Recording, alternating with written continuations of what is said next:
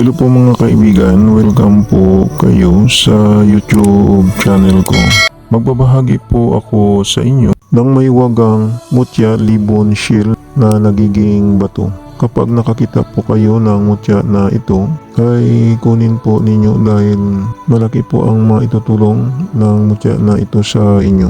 Ang mutya na ito ay may kapangyarihang bertudis na tinataglay na kapag suot po ito ng taong nagtatangan po nito ay hindi po makapasok sa kanyang katawan ang kapangyarihan ng mga kulam, barang, paktol, palipad, hangin. Sa kapangyarihan ng mga masamang engkanto, masamang elemento, masamang espiritu, at sa kapangyarihan ng usog, aswang, sumpa at deskomunyon ay hindi po makapasok sa katawan ng tao kapag suot po niya ang mutya na ito. Ang mutya na ito ay may kapangyarihang tinataglay na tagabulag sa taong may masamang tangka at proteksyon din ito laban sa mga hindi inasahang panganib at sakuna. Proteksyon din ang mutya na ito laban sa bala ng baril na hindi puputok kapag barilin po ang taong nagtatangan po nito. Kabal din ang mutya na ito laban sa patalim basta sa tama lang po ang taong naghahawak po nito. Proteksyon din ang mutya na ito laban sa mga magnanakaw o snatcher. May kapangyarihan bertudis din ang mutya na ito na tinataglay na kabal laban sa kapangyarihang itim na hindi gagana ang kapangyarihang itim sa taong nagtatanga ng mutya na ito. Kapag nakakita po kayo ng mutya na ito ay kunin po ninyo at ibabad ng 1 oras sa tubig ulan.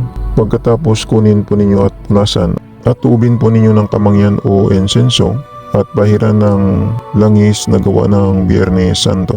Pagkatapos balutin po ninyo ng tilang pulang, gawin ninyong kalmin na palagi po ninyong suot sa inyong katawan. Yan po ang gawin ninyo kapag nakakita po kayo ng mutya na ito. Tingnan na lang po ninyo ang kanyang video.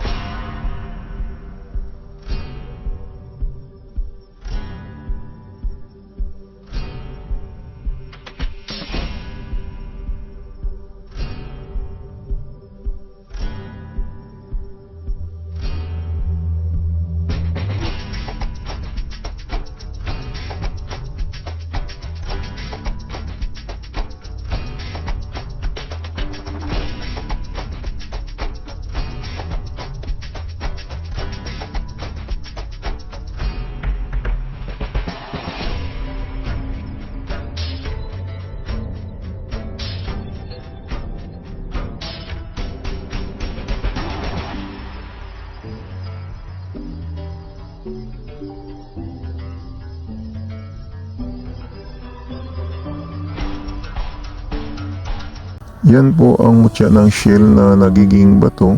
Sana makakatulong po ang kaunting binahagi ko sa inyo. Sa mga viewers at subscriber ng Milagro de Santo Cristo, maraming salamat po sa inyong panunood at maraming salamat din po sa pag-follow po ninyo sa aking shop sa Shopee at sa aking Facebook page ng Milagro de Santo Cristo. At mag-subscribe naman po kayo sa YouTube channel ko.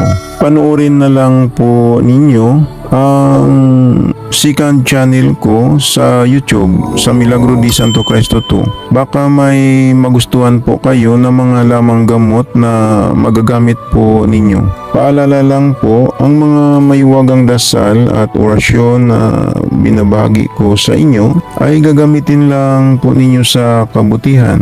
Gumagana na. Ito hindi na kailangan ng 49 days na dasal. Ang kailangan lang magdasal kayo sa Panginoong Hesus sa gabi bago matulog. At pagkagising ninyo sa umaga magdasal din kayo. Mananalig lang sa Panginoong Hesus para lalong lalakas ang mga pagsambit sa mga maywagang orasyon na gagamitin po ninyo. Yan lang po, maraming salamat at God bless sa inyong lahat.